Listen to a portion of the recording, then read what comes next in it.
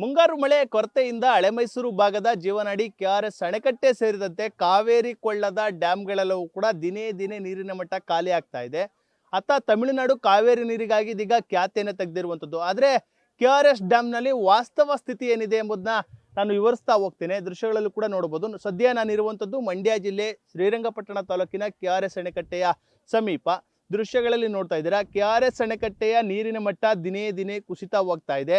ಮುಂದಿನ ದಿನಗಳಲ್ಲಿ ಕುಡಿಯ ನೀರು ಸಿಗುತ್ತೋ ಇಲ್ಲವೋ ಎಂಬ ಒಂದು ಅನುಮಾನಗಳು ಕೂಡ ಮೂಡ್ತಾ ಇರುವಂಥದ್ದು, ಆತಂಕವೂ ಕೂಡ ಎದುರಾಗ್ತಾ ಇರುವಂಥದ್ದು. ಆದರೆ ಇದೀಗ ತಮಿಳುನಾಡು ಕಾವೇರಿ ನೀರಿಗಾಗಿ ಖ್ಯಾತಿಯನ್ನು ತೆಗೆದಿರುವಂಥದ್ದು. ಇನ್ನು ಕೆಆರ್ಎಸ್ ಡ್ಯಾಂನಲ್ಲಿ 124.80 ಅಡಿ ಗರಿಷ್ಠ ಸಾಮರ್ಥ್ಯವನ್ನೇ ಹೊಂದಿದೆ. ಆದರೆ ಡ್ಯಾಂನಲ್ಲಿ ಸದ್ಯಕ್ಕೆ ಇರುವಂಥದ್ದು ಕೇವಲ 81 ಅಡಿ ನೀರು ಮಾತ್ರ. ಇನ್ನು TMC ಲೆಕ್ಕದಲ್ಲಿ ಹೇಳೋದಾದ್ರೆ 49.452 TMC ಗರಿಷ್ಠ ಸಾಮರ್ಥ್ಯವನ್ನು ಹೊಂದಿದೆ. ಆದರೆ ಡ್ಯಾಂನಲ್ಲಿ ಸದ್ಯಕ್ಕೆ ಇರುವಂಥದ್ದು ಕೇವಲ 11 TMC ನೀರು ಮಾತ್ರ. ಆ 11 TMCಯಲ್ಲಿ 5 TMC ಡೆಡ್ ಸ್ಟೋರೇಜ್ ಆಗುತ್ತೆ. ಬಳಕೆಗೆ ಯೋಗ್ಯ ಇರುವಂಥದ್ದು ಕೇವಲ 6 TMC ನೀರು ಮಾತ್ರ. ಆದರೆ ತಮಿಳುನಾಡು ಇದೀಗ ಜೂನ್ ತಿಂಗಳಿನಲ್ಲಿ ಏನು 9 TMC ನೀರನ್ನು ಹರಿಸಬೇಕಾಗಿತ್ತು, ಅದನ್ನು ಹರಿಸಬೇಕು ಎಂಬ ನಿಟ್ಟಿನಲ್ಲಿ ಇದೀಗ ಕಾವೇರಿ ನೀರು ನಿರ್ವಹಣಾ ಮಂಡಳಿಯ ಮೊರೆ ಹೋಗಿದೆ.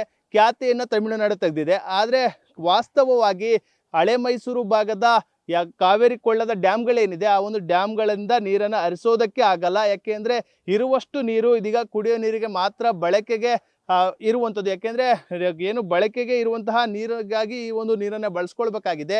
ಇಲ್ದಿದ್ರೆ ಮುಂದಿನ ದಿನಗಳಲ್ಲಿ ಕುಡಿಯೋ ನೀರಿಗೂ ಕೂಡ ಹಾಹಾಕಾರ ಸೃಷ್ಟಿಯಾಗುವಂಥದ್ರಲ್ಲಿ ಯಾವುದೇ ಅನುಮಾನ ಇಲ್ಲ ಅಂತಾನೆ ಹೇಳ್ಬೋದು.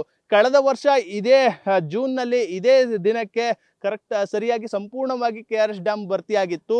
ಆ ಸಂದರ್ಭದಲ್ಲಿ ಕಳೆದ ವರ್ಷ ಏನು ತಮಿಳುನಾಡಿಗೆ 177 TMCಯನ್ನು ಹರಿಸಬೇಕಾಗಿತ್ತು. ಆದರೆ ಅದಕ್ಕಿಂತ ಹೆಚ್ಚಾಗಿ ಬರೋಬ್ಬರಿ 330 TMC ನೀರನ್ನು ತಮಿಳುನಾಡಿಗೆ ಹರಿಸಲಾಗಿತ್ತು. ಅಂದರೆ ಹೆಚ್ಚುವರಿಯಾಗಿ ಬರೋಬ್ಬರಿ 153 TMC ನೀರನ್ನು ಹೆಚ್ಚುವರಿಯಾಗಿ ಬಿಡಲಾಗಿತ್ತು. ಆದರೆ ಈ ಬಾರಿ ಏನು ಹಳೆ ಮೈಸೂರು ಭಾಗದಷ್ಟೇ ಅಲ್ಲ, ಕರ್ನಾಟಕದಲ್ಲೇ ಮುಂಗಾರು ಮಳೆ ಕೊರತೆ ಎದುರಾಗಿದೆ. ಆ ನಿಟ್ಟಿನಲ್ಲಿ ಡ್ಯಾಮ್ನ ನೀರಿನ ಮಟ್ಟ ದಿನೇ ದಿನೇ ಕುಸಿತ ಹೋಗ್ತಾ ಇದೆ, ಡೆಡ್ ಸ್ಟೋರೇಜ್ನತ್ತ ತಲುಪ್ತಾ ಇದೆ. ಆದರೆ ಈ ಸಂದರ್ಭದಲ್ಲಿ ತಮಿಳುನಾಡಿಗೆ ಕಾವೇರಿ ನೀರನ್ನು ಹೇಗೆ ಹರಿಸೋದಕ್ಕೆ ಸಾಧ್ಯ ಎಂಬ ಪ್ರಶ್ನೆಗಳು ಕೂಡ ಮೂಡ್ತಾ ಇರುವಂಥದ್ದು. ಆ ನಿಟ್ಟಿನಲ್ಲಿ ರಾಜ್ಯ ಸರ್ಕಾರ ಯಾವ ರೀತಿ ನಿರ್ಧಾರವನ್ನು ತೆಗೆದುಕೊಳ್ಳುತ್ತದೆ ಎಂಬುದನ್ನ ಕಾದು ನೋಡಬೇಕಾಗಿದೆ. ಒಂದು ಕಡೆ ಕುಡಿಯ ನೀರಿಗಾಗಿ ಈ ಒಂದು ನೀರನ್ನು ಇಟ್ಕೊಳ್ಬೇಕಾಗಿದೆ, ಮತ್ತೊಂದು ಕಡೆ ರೈತರ ಬೆಳೆಗಳಿಗೂ ಕೂಡ ರೈತರು ಒತ್ತಾಯವನ್ನು ಮಾಡ್ತಾ ಇರುವಂಥದ್ದು ಬೆಳೆಗಳಿಗೆ ನೀರನ್ನು ಹರಿಸಿ ಅಂತ. ಅದಕ್ಕೂ ಕೂಡ ಸಾಧ್ಯ ಆಗ್ತಾ ಇಲ್ಲ.